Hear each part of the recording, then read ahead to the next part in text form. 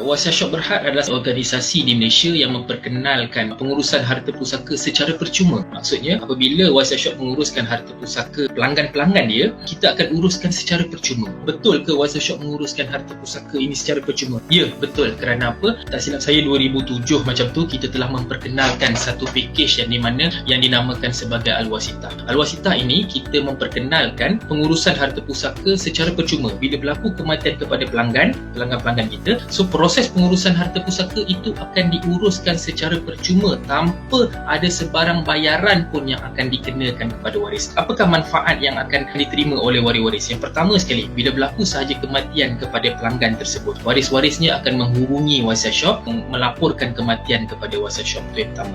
Kemudian apabila Wasiat Shop menerima laporan kematian daripada waris tersebut, kita akan datang berjumpa dengan kesemua waris yang terlibat di dalam pengurusan ataupun yang terlibat di dalam struktur faraid itu tadi. So kita akan memberikan satu sesi dinamakan sebagai khutbah pusaka.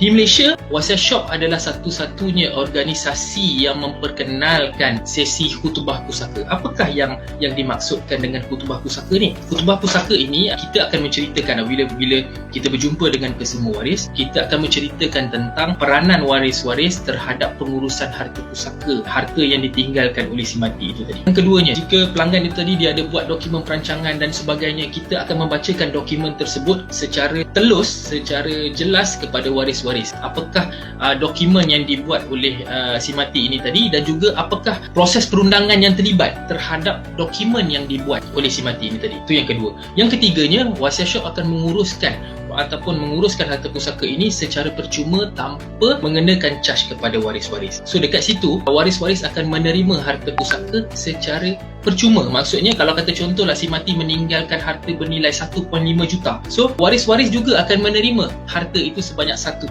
juta tanpa menolak sebarang charge ataupun charge tambahan ataupun charge yang tersembunyi yang akan dikenakan terhadap harta pusaka. Sebab apa? Dekat di luar sana ramai orang bercakap buat wasiat selesai pusaka. Tetapi kita kena ingat, bila buat wasiat, dia hanya sekadar wasiat sahaja. Bila berlaku kematian, proses pengurusan harta pusaka itu perlu dibuat. Bila proses pengurusan harta pusaka itu dibuat, macam saya sebut tadi, Akta Probit membenarkan sehingga 5% dikenakan terhadap harta pusaka. So siapakah yang akan ditanggung? Siapakah yang akan tanggung dari sudut kos untuk menguruskan harta pusaka? Sebab itu Wasiat Shop ke hadapan memperkenalkan pakej pengurusan harta pusaka ini supaya waris-waris tidak terbeban di dalam menguruskan harta pusaka ini tadi. So waris pun tak perlu bimbang siapakah orang yang nak dilantik untuk menguruskan harta pusaka, berapa banyak kos yang perlu dikeluarkan dan sebagainya, semuanya akan ditanggung sepenuhnya oleh Wasiat Shop.